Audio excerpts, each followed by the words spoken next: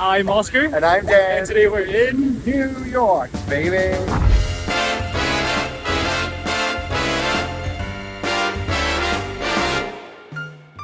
After 8 years on the road traveling to over 100 countries, we're looking for the ideal place around the world to settle down. Toronto just makes the cut. Today's our third day in Scotland. We're Oskar and Dan, and in our hunt for the perfect place to live, we've created a scoring system that we're using to rank some of our favorite places, and today we're in the Big Orange, New York City. So do you think it stands a chance? And what is the reason we don't think we're moving here anytime soon? Well, it's complicated, so without further ado. Hey guys from New York, a city we love to hate and hate to love. More hate to love because we love it so much. Yeah. That's the problem. That is the problem. I've been coming here since I was a kid, 3 to 4 times a year for a few weeks at a time. My dad and my entire American side of the family lives here. Oskar and I, mainly since COVID, but a few times before, we've been coming here and spending quite a bit of time here as well. So we have a lot of New York exposure. I've probably spent at least a year, maybe a year and a half here. Yeah, so although we've never actually lived here,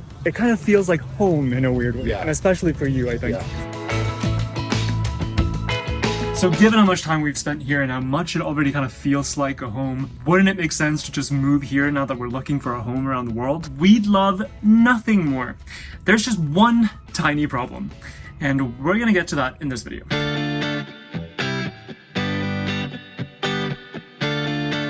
Okay, so obviously one of the best things about New York is just the insane availability of things to do and things to see and all that kind of stuff. Right now we're here at Lincoln Center. If we lived here, we would spend a concerning amount of money on entertainment. Yeah, exactly. We just got 6 tickets, 3 for a show tonight on Broadway. 6 tickets. Well, 3 tickets for Book of Mormon tonight, which is one of our favorite musicals. Probably the best musical ever. According to us. And then Back to the Future tomorrow, which we've never seen. Dan's brother already moved to New York a while ago, and since their mom was visiting him from Sweden, we made sure to align our stay in New York with when she was there, meaning we'd get to spend a whole week with her. Oh my god, so we just bumped into a Singaporean themed hawker center. There is too much we could have here.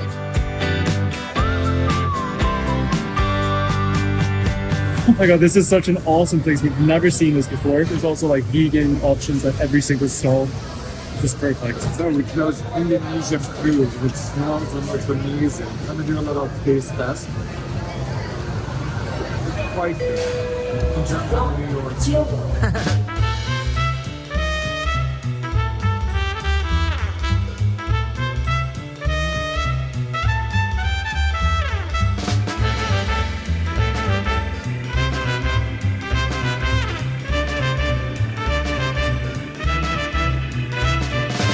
So a major point of discussion that everyone brings up when you're talking about the US is safety, because New York is one of the safest places, at least big cities in the US, but I feel like there's always that underlying fear when you don't live here about gun violence. My mom commented that she feels there's a very big police presence, which Oskar and I didn't even really react to. But I guess that's interesting and part of why it is quite safe right now, or maybe that's a sign it isn't so good. But obviously I think the biggest thing that on a daily basis feels a bit unpleasant or unsafe is just that there's so many crazy people in this city, and like you never know what people are gonna do. You see all types of crazy things on the street that I don't think anyone wants their kids to see, kind of thing. Like it couldn't have been more perfect. 1 minute after I said that, someone walked by with like one of those like ski masks things, saying to themselves, I think, under their breath, I'm gonna crack your head open. We're just like,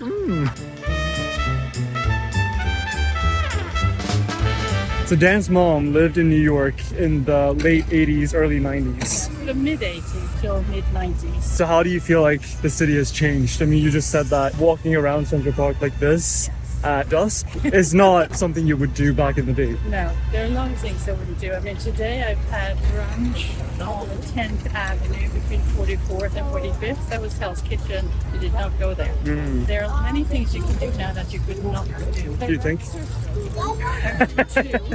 In about 10 minutes.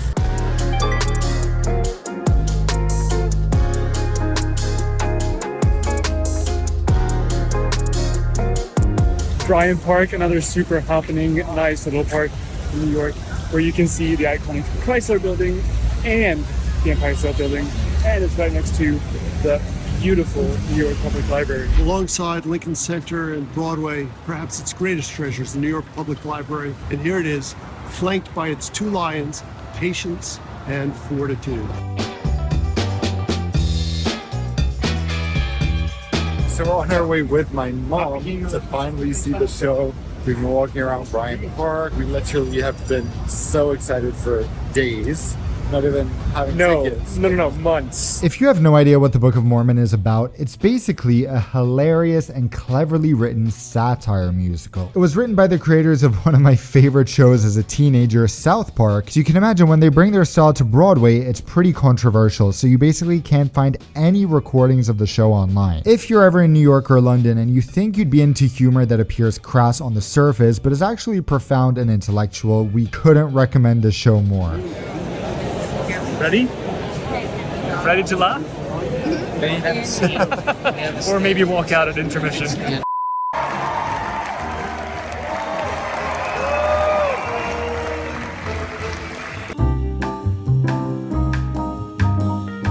Late night pizza after the show. Yes, so late night to us. This is very late.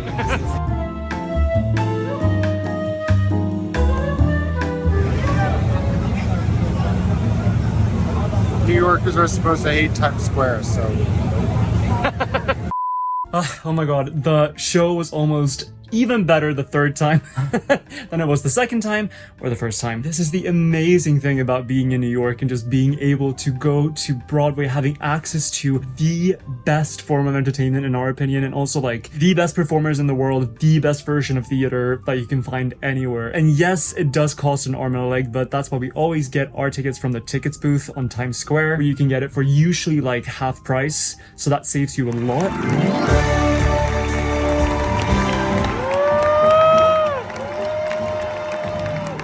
I constantly stress out on other people's behalf. For example, stressing out about, oh my god, how are shows doing financially? Are they going to survive? So there's this page on Playbell's website called Broadway Grosses, where you can see the occupancy of each show and the profit. So for example, Aladdin during last week had a capacity of 97%. Whoa, that's crazy.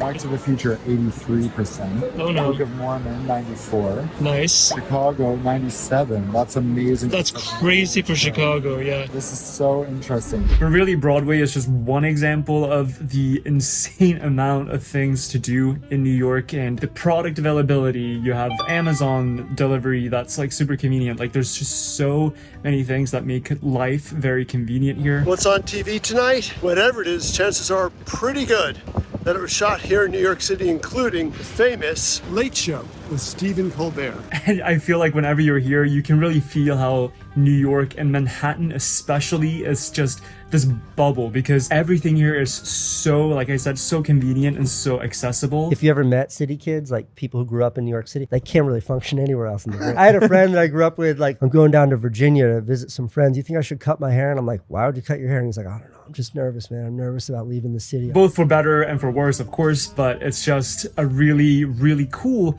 place to be in, I think.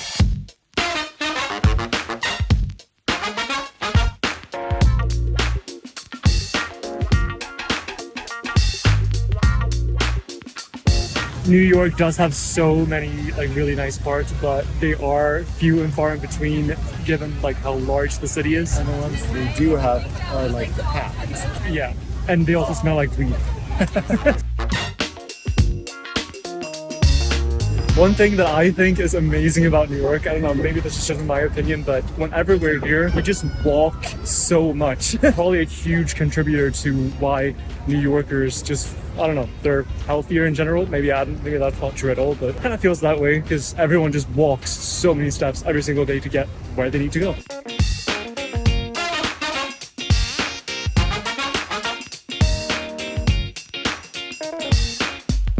So, as I mentioned earlier, as a kid, I'd come here like 3-4 times a year. We'd always go straight from the airport to my grandma's apartment on the Upper West Side. She'd always have chocolate chip mint ice cream waiting for us. And then we went in phases with like, or I guess eras with what we wanted to eat. So like for a while, we always wanted a Subway sandwich when we got here. For a while it was pizza, New York pizza, of course. So it would be chocolate chip ice cream and that. And we would spend a few hours there until we were falling asleep due to jet lag. And then go to my dad's apartment and sleep. So now we're going to visit my grandma, who for me is just such a special person. I think a lot of people like us have a very good connection to their grandmas.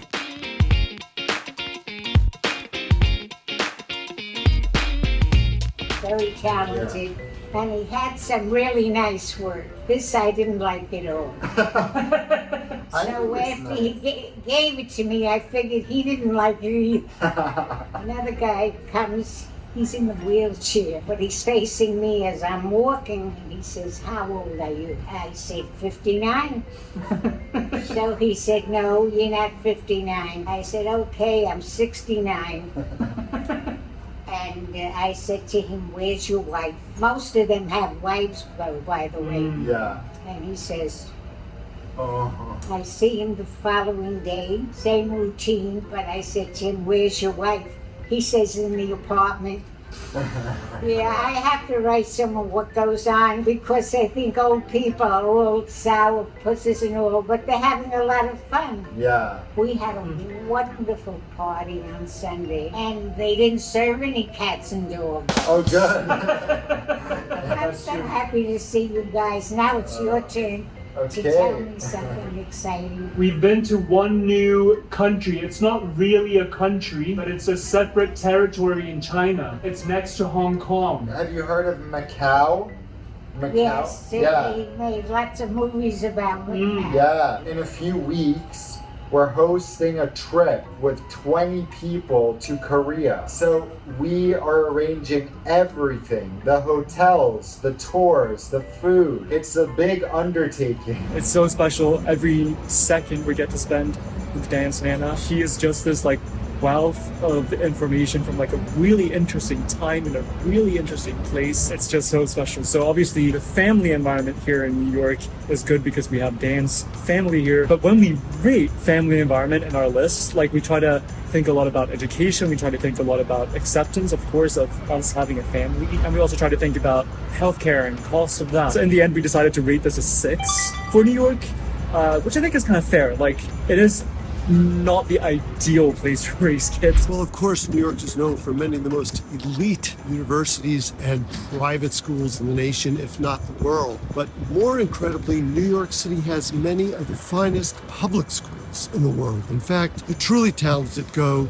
not to the private schools. One thing we have to say is that we absolutely love New York kids, or kids who grew up in New York, because they're so like worldly and kind of they understand, like they just get it at such a young age in a way, because I mean they've experienced a lot just living in the city and the people you're around and the stories you hear. I think you also have to get like tough skin quite early because you have to sort of interact with a lot of interesting personalities in the city, right? We absolutely love like all the New York kids that we know. For example, shout out to Top Flight family. Our dear friends Sean and Ella are amazing young girls. And I think for us, just personally, we would ideally want our kids to be around more nature, not in such a hectic environment all the time. We would love them to come here a lot and to experience New York and have a connection to the city, but maybe not have it as their sort of actual main home, if that makes sense. Not to live in. What do you think about California? Would you move to California? Oh, yes, tomorrow morning. Buy a big house. But you know what a big house in California costs. Well, isn't it a question of the location? You don't have to live in Los Angeles. I want to hear about your adventures.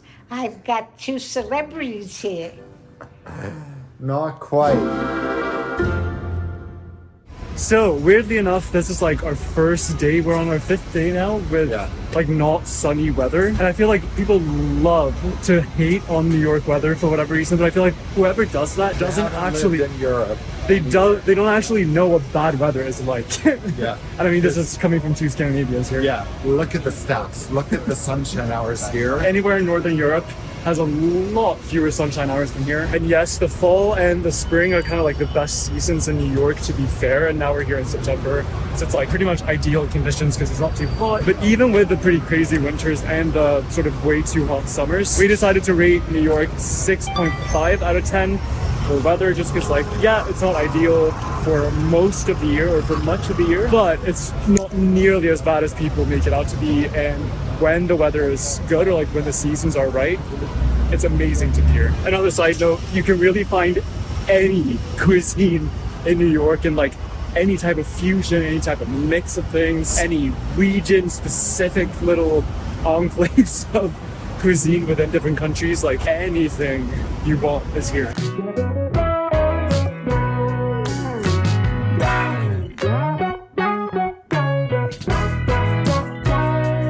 Every time you come to New York, we always have this like stress of trying to get to every single restaurant that we love so much here. But every time we also try to find a little time to go to new places, and we just went to this place called UT47. Such good food, like crazy good. So even after having come here so many times and already having so many favorite places, like literally top 10 favorite places in the world to eat, we still managed to find new restaurants that we love.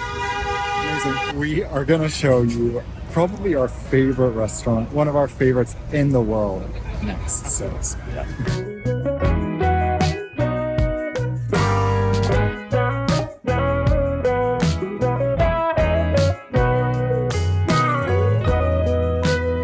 All right, I cannot believe the day has come. We have shared this restaurant on Instagram probably like a dozen times. Every single time we try to eat at this place at least twice, maybe 3 times. Yeah, like maybe twice a week. Yeah, and we've just never made a video on YouTube from New York before, but it's finally time to show you spicy.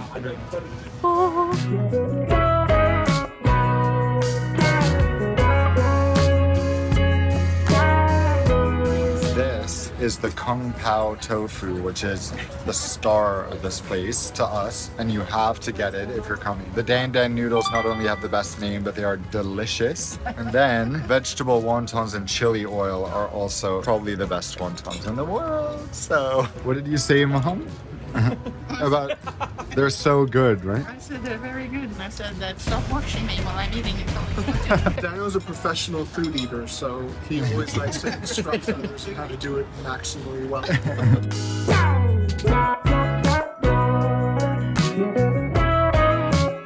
We had Spicy Moon the first time in 2020 in the fall, I think. There were only 2 locations at that time, one in the West Village, one in the East Village, and now they recently opened this one here on the Bowery, which is much, much bigger than the other locations. And we generally think the East Village and this location are the best. Also impossible to vlog in New York without sirens in the background. Wait, I hope I don't see a fire. I would imagine Spicy Moon burns to the ground. No!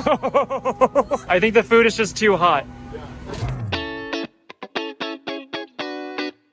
We saw this street fair going on from our hotel room. It turns out it's a completely like Broadway themed charity flea market, which is just the most amazing thing ever for like a Broadway or a musical theater fan. They're selling all these like vintage playbills and posters and clothes that different actors have worn throughout the years. It's just such a cool vibe too. People are like so happy and friendly. It's amazing.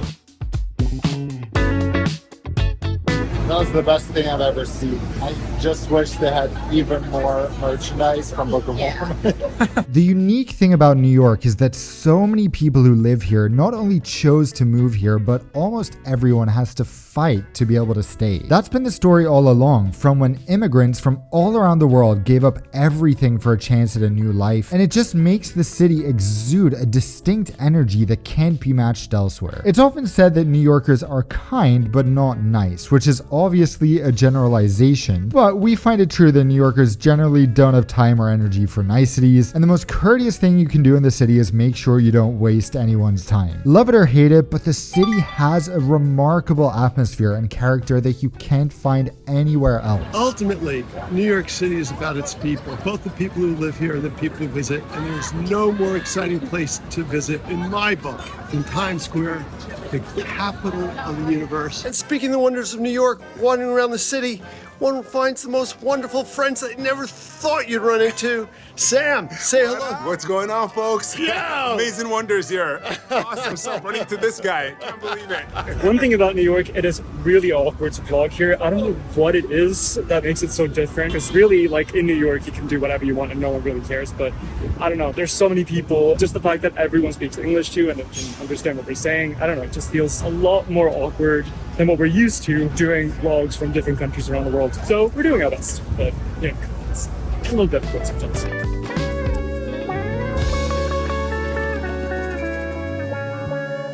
Pro tip, if you have a Capital One card, I guess either credit card or debit card, you get 50% off drinks at Capital One cafes. So we've been using that quite a lot this day. And they have water filling stations.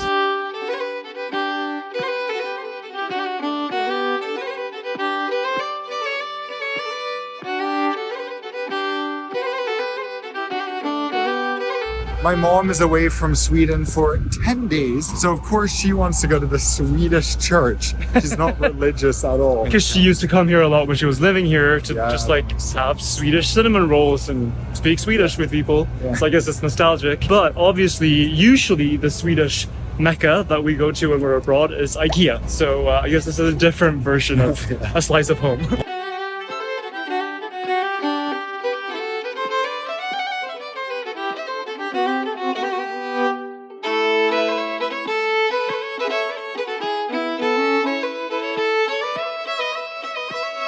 The smell of cinnamon buns in here is like, it's insane. It's also so cute. It's so cute. It's all the things we love from our childhood. Yeah. Bamse. Oh my god, I was obsessed with Bamse.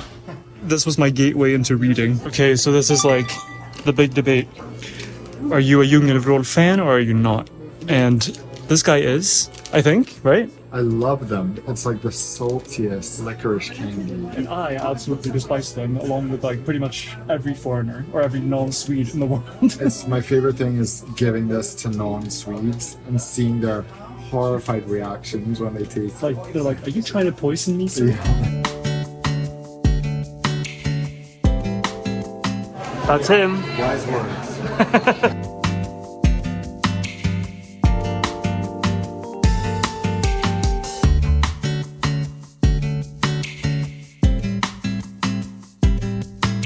Central Park is, of course, the crown jewel of nature and parks in New York, and honestly, like, in the world as well, I feel. But if you don't live close to Central Park, obviously, then it's kind of useless, or you have to travel a long way to get here anyway. And in terms of getting, like, an actual connection with nature, that is pretty difficult to achieve, in our opinion. But you really have to travel far to get anywhere that is, like, something that we would consider, you know, being in nature and getting that natural connection feeling. So we decided to rate New York a 3 out of 10 for proximity to nature, which is quite harsh, but it is also one of the biggest cities in the world, and it is such a concrete jungle, so we feel like it's kind of fair. Finally, at the center of Central Park, the Central Park Mall, one of its most spectacular features, one of the only straight lines in New York City, designed as a place where aristocrats and the upper middle class alike could strut their finest fashions on a stroll to Bethesda Fountain.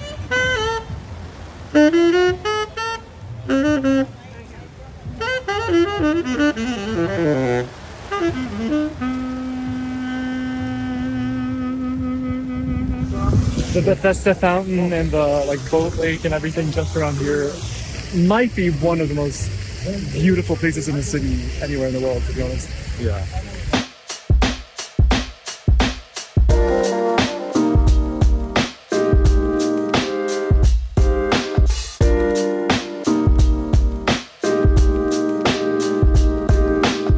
Okay, so obviously now it's a lot later. We're at the airport about to leave New York, but we wanted to wait until now to record the connectivity segment of this video. So let's just sit down and talk about what we think about that. So let's talk about New York's connectivity. Obviously, having 3 airports close to the city is amazing. There are pretty much flights to everywhere you want to go. The drawback is that the airlines that actually have hubs here for the most part are maybe not the most inspiring. But I mean, I wouldn't like not move to the US just because of that. There's so many foreign airlines flying to New York, which is good because as opposed to somewhere like Denver or like San Diego or something, here you have a choice of every amazing international carrier. But another drawback I would say is that there's not very good public transportation to the airports. That's a big thing. So actually getting out of the city feels like a big thing because you need to spend an hour in a taxi. Or It's take the subway. expensive too, that's the thing. It's like $100 Yeah. in a taxi from the city to the airport or vice versa. That's true. Or you take the subway, which is just a pain and really a stressful start to this trip.